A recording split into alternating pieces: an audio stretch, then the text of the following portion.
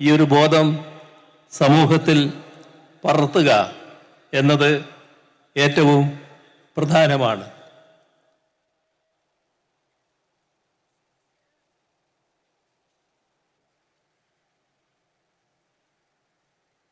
പൗരത്വത്തിൻ്റെ മാനദണ്ഡം വരെ മതമാക്കി വ്യവസ്ഥ ചെയ്യുന്ന ഒരു കാലമാണിത് എന്നത് നാം ഓർക്കണം. നമ്മുടെ പൗരത്വത്തിന് മതം മാനദണ്ഡമാക്കുന്നത് ഒരു തരത്തിലും അനുവദിക്കാനാവില്ല. പൗരത്വത്തിൻ്റെ പേരിൽ ചിലരെ മുദ്രയടിച്ച്, പ്രത്യേകം ചില മുദ്രയടിച്ച് ജയിലിലാക്കണമെന്ന തിട്ടൂരം വരെ ഇറക്കുന്നു. ഇവിടെ നാം കാണേണ്ടത് അത്തരത്തിലുള്ള ഒരു നടപടിയും സ്വീകരിക്കാത്ത ഒരു നാടായി കേരളം നിലനിൽക്കുന്നു എന്നതാണ്. കേരളത്തിൽ പൗരത്വത്തിൻ്റെ പേരിൽ ഒരാളെയും തടങ്കൽപ്പാളയിൽ അടക്കില്ല എന്ന് ആ ഘട്ടത്തിൽ തന്നെ അസന്നിഗ്ധമായി വ്യക്തമാക്കിയതാണ്. ഇപ്പോഴും അത് തന്നെയാണ് ആവർത്തിച്ച് വ്യക്തമാക്കാനുള്ളത്. വോട്ടർ പട്ടികയിൽ നിന്ന് ആളുകളുടെ പേരുകൾ വെട്ടാൻ ലക്ഷ്യമിട്ട് പല നീക്കങ്ങൾ നടക്കുന്നു എന്ന ആശങ്ക പൊതുവെ ഉയർന്നു വന്നിട്ടുണ്ട്. അതും ഗൗരവമായി തന്നെ നാം എടുക്കേണ്ട ഒരു കാര്യമാണ്. മാനവികതയുടെ ശത്രു ഫാസിസമാണ്. അത് ലോകത്തിൻ്റെ ഏത് ഭാഗത്താണെങ്കിലും അതിനെ നല്ല രീതിയിൽ ശക്തമായി എതിർത്തുകൊണ്ട് പോകാൻ നമുക്ക് കഴിയേണ്ടതായിട്ടുണ്ട്. ഞാൻ വളരെ മറ്റു കൂടുതൽ കാര്യങ്ങളിലേക്ക് ഈ ഘട്ടത്തിൽ കടന്നു പോകുന്നില്ല.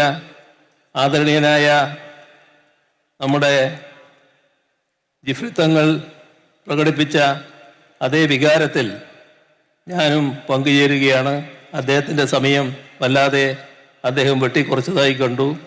അതുകൊണ്ട് തന്നെ കൂടുതൽ കാര്യങ്ങളിലേക്ക് കടക്കാൻ ഞാൻ ഈ വേദി ഉപയോഗിക്കുന്നില്ല.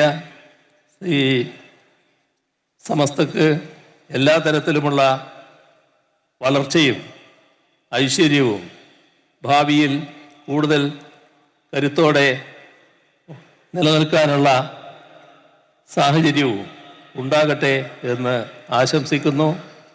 സമസ്ത കേരള ജമിയത്തുലമയെ സയ്യിദ് ജിഫ്രി മുത്തുക്കോയ തങ്ങളെപ്പോലെ സമുന്നതനായ ഒരാൾ നയിക്കുന്നു എന്നത് പ്രത്യാശ പകരുന്ന കാര്യമാണ്. കാലം ആവശ്യപ്പെടുന്ന ദൗത്യം നിർവഹിച്ചുകൊണ്ട് സ്വന്തം വ്യക്തിത്വം ഉയർത്തിപ്പിടിച്ച് മുന്നോട്ട് പോകാൻ സമസ്തക്ക് കഴിയട്ടെ എന്ന് ആശംസിക്കുന്നു. 100ാം വാർഷിക ആഘോഷത്തിൽ സന്തോഷപൂർവ്വം പങ്കുചേരുന്നു. അടിച്ചമർത്തപ്പെടുന്നവരുടെ വർഗമോ ഭാഷയോ ദേശമോ നിറമോ വിശ്വാസമോ ഒന്നും നമുക്ക് പ്രശ്നമല്ല. ഇരകൾക്കൊപ്പമാണ് എപ്പോഴും നിൽക്കേണ്ടത്. പ്രതിസ്ഥാനത്ത് നിൽക്കുന്നവരുടെ പ്രശസ്തിയോ പണമോ ആഭിജാത്യമോ ഒന്നും ഒരു പ്രശ്നമായിട്ടില്ല. എല്ലാവരെയും ഒന്നായി കാണാൻ പഠിപ്പിച്ച ഒരു വിശുദ്ധ ഗ്രന്ഥം ജീവിതത്തിൽ പകർത്താൻ വെമ്പുന്ന വിശ്വാസികളാണ് ഇവിടെ ജനലക്ഷങ്ങളായി തടിച്ചു കൂടിയിരിക്കുന്നത്. വർഗീയതക്കും മതരാഷ്ട്രവാദങ്ങൾക്കുമെതിരെ നമുക്ക് ഒരുമിച്ച് നീങ്ങാം.